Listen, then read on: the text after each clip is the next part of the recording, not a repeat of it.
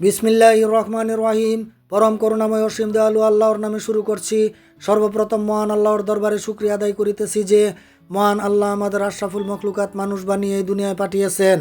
প্রিয় দেশবাসী, সারা বাংলাদেশের মানুষকে সত্য ও ন্যায়ের পথে চলতে হবে। যত রকমের অসৎ পথ আছে তা পরিত্যাগ করতে হবে। সকলকে দেশের প্রচলিত আইন মেনে চলতে হবে।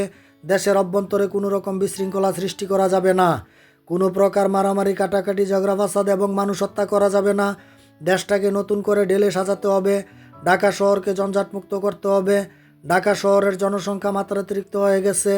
কর্মসংস্থানের জন্য মানুষগুলো গ্রাম ছেড়ে শহরমুখী হয়ে যাচ্ছে, আর উপযুক্ত কাজ না পাওয়ার ফলে দিনে দিনে বেকারত্ব বৃদ্ধি পাচ্ছে। অনেক মানুষ শহরে এসে বহুমুখী জীবনযাপন শুরু করেছে। কেউ কেউ মাদকাসক্ত হয়ে পড়েছে, আর কেউ কেউ কর্মসংস্থানের অভাবে চুরি, ডাকাতি, ছিনতাই, হাইজ্যাক, লুটতরাজের মতো ঘৃণ্য কাজে জড়িয়ে পড়ছে। কেউ কেউ আবার রাতের বিজনেসও শুরু করেছে। এই সকল অপকর্ম সারা বাংলাদেশ থেকে সমূলে নির্মূল করতে হবে। আমি সর্বদা দুর্নীতির বিরুদ্ধে কথা বলে যাচ্ছি।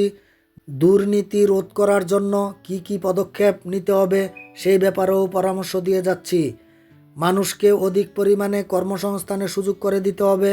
মানুষগুলোকে গ্রামে গঞ্জে কৃষিকাজে অনুপ্রাণিত করতে হবে।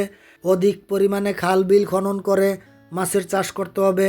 হাঁস, মুরগি, গরু, ছাগলের ফার্ম করে সেখানে অনেক মানুষের কর্মসংস্থানের ব্যবস্থা করতে হবে। সরকারি কৃষি অফিসার, মৎস্য অফিসার, পশু পাখি সংরক্ষণ অফিসার, তাদের আন্ডারে কিছু কর্মচারী সরকারিভাবে সারা বাংলাদেশে এই সকল কার্যপ্রণালী রক্ষণাবেক্ষণ করবেন। সরকারি ফার্ম বানিয়ে কৃষিকাজ পরিচালনা করবেন। সেখানে তারা বাংলাদেশের কৃষকদের নিয়ে ফসল উৎপাদন করবেন। আর যারা মালিকানা সম্পত্তিতে ফসল উৎপাদন করতেছেন তাদেরকে প্রয়োজন হলে যে কোনো প্রকার সাহায্য দানে প্রস্তুত থাকবেন। বাংলাদেশে যেমন মানুষের অভাব নেই, ঠিক তেমনি কর্মসংস্থানের অভাব নেই। শুধু ড্রাইভিং করে কেন টাকা উপার্জন করতে হবে? কৃষিকাজ করে, চাষাবাদ করে নিজেরাও তো ছোটো ছোটো দোকান দিয়ে যার যার এলাকায় ব্যবসা করতে পারেন। তাদেরকে কেন গাড়ি ভাড়া দিয়ে সর্বদা ঢাকা আসতে হবে? ঢাকা শহরের কাছাকাছি যারা, তারাই ঢাকা শহরে খাদ্যদ্রব্য সাপ্লাই দিবে। যার যার জেলায় সে খাদ্যের চাহিদা পূরণ করে তারপর অন্য জেলায় সাপ্লাই দিবেন।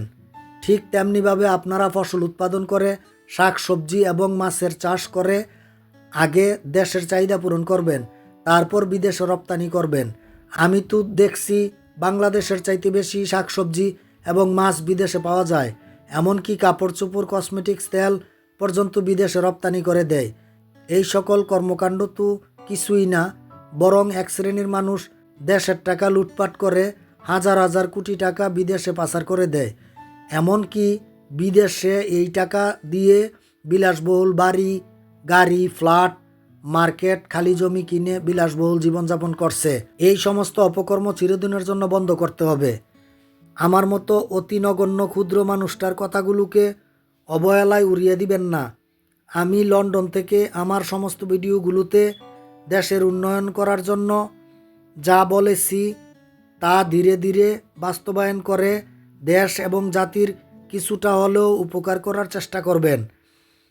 আমার পরামর্শগুলো এবং আমার প্রস্তাবগুলো যদি ভালো লাগে তাহলে দয়া করে আপনারা আমার ইউটিউব চ্যানেল দেশ গড়ার লক্ষ্যে আমার ফেসবুক পেজের সমস্ত ভিডিওগুলোকে like, share, follow, comment, subscribe করে সারা বাংলাদেশের সাধারণ জনগণ, ছাত্র জনতা, সংবাদকর্মীগণ, ইউটিউবারগণ, আলেমোলামাগণ, আইন প্রণেতাগণ, উপদেষ্টা মণ্ডলীগণ এবং সরকার মহোদয়ের কাছে পৌঁছে দিয়ে আমার পরিকল্পনাগুলো বাস্তবায়ন করে দেশ এবং জাতির উন্নয়ন করবেন বলে আমার বিশ্বাস। ভুল ত্রুটি হলে ক্ষমা সুন্দর দৃষ্টিতে দেখবেন। ওমা তৌফিকি ইল্লা বিল্লাহ। আসসালামু আলাইকুম ওয়া রাহমাতুল্লাহ।